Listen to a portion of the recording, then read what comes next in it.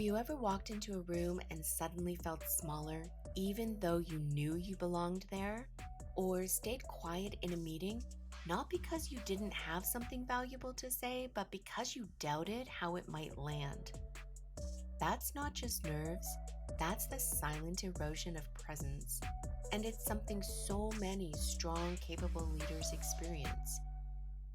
Welcome back to the Courageous Exchange, where small mindful shifts create big leadership impact. I'm Deb Carville. This week, we're talking about something that comes up in almost every coaching conversation I have: executive presence. Not the stiff, buttoned up version, not power pose in a pantsuit presence, but the kind that helps you walk into any room, virtual or in person, with calm, clarity, and the kind of energy that says, I belong here. I know who I am. I'm ready. Today, we'll explore what executive presence actually is, what gets in the way of showing up with it, and how corporate culture influences how we show up. Then we'll take a peek at how your brain responds under pressure and what to do about it. And then we'll share nano lessons on how to start practicing presence in everyday moments. Because presence isn't just performance, it's a practice. Let's get into it. What is executive presence? We tend to think of it as how someone looks or talks in a meeting, but really, it's how someone makes others feel. Do they feel safe? Do they feel heard? Do they bring clarity into the room or tension? Executive presence is that mix of self trust, grounded energy, and awareness of your impact on others. It's not about being the loudest voice, it's about being the most anchored voice. And the research backs it up. A study by the Center for Talent Innovation found that executive presence accounts for 26% of what it takes to get promoted. And what people really remember isn't the polish, it's presence. It's how you hold space, especially in moments of uncertainty. So, what gets in the way? Here are a few common barriers I've heard from my coaching clients. I don't want to come across as arrogant. I second guess what I'm saying in the moment. I feel like I have to perform instead of just show up. Sound familiar? The truth is, most of us have been conditioned to shrink a little, to overthink, to make ourselves smaller or more palatable. And some of that comes from corporate culture, especially in environments that value output over presence, speed over substance, or charisma over clarity. But presence doesn't require perfection. It asks for something much harder: authenticity. To be fully present, you have to be willing to be seen. And that's where courage comes in. So, how do we show up with authenticity? It's not about oversharing or being unfiltered. It's about being honest, owning your strengths, your gaps, and your intentions. It's speaking from your values, not your fear. It's pausing long enough to ask yourself, is what I'm about to say aligned with who I truly am? Authentic presence is quiet confidence.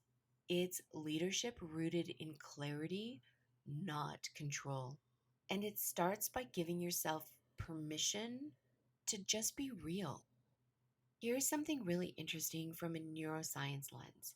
When we're in high stakes situations like presenting to senior leaders or making tough calls, our brains shift into survival mode. The amygdala gets activated, triggering a stress response that can hijack our clarity. But just a few seconds of mindful awareness, a breath, a pause, a grounding statement can help shift activity back to the prefrontal cortex, the part of the brain responsible for decision making and executive function. This is where presence becomes power. It's not just emotional, it's neurological. There was a time early in my career where I was in a room full of VPs, trying to present a strategic roadmap. I had done the work, I knew the content, but I kept second guessing my tone, my language, even the way I was holding my hands. I was so focused on how I was being perceived, I lost connection with what I was there to say.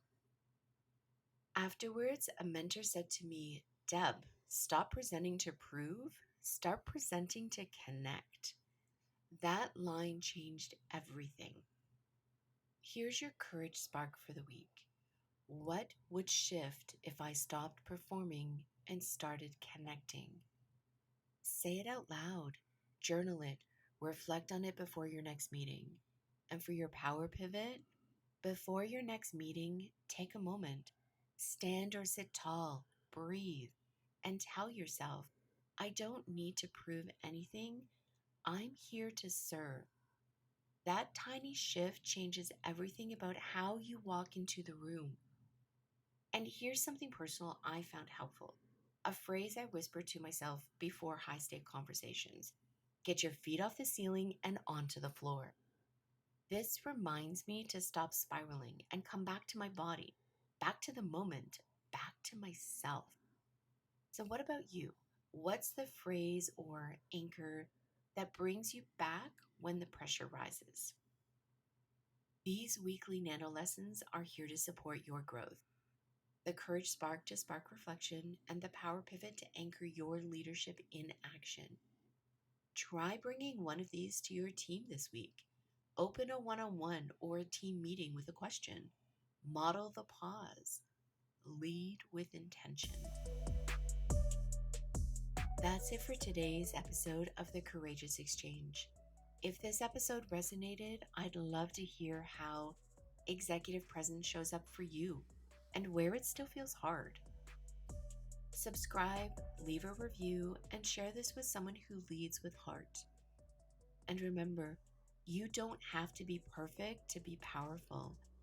You just have to be present.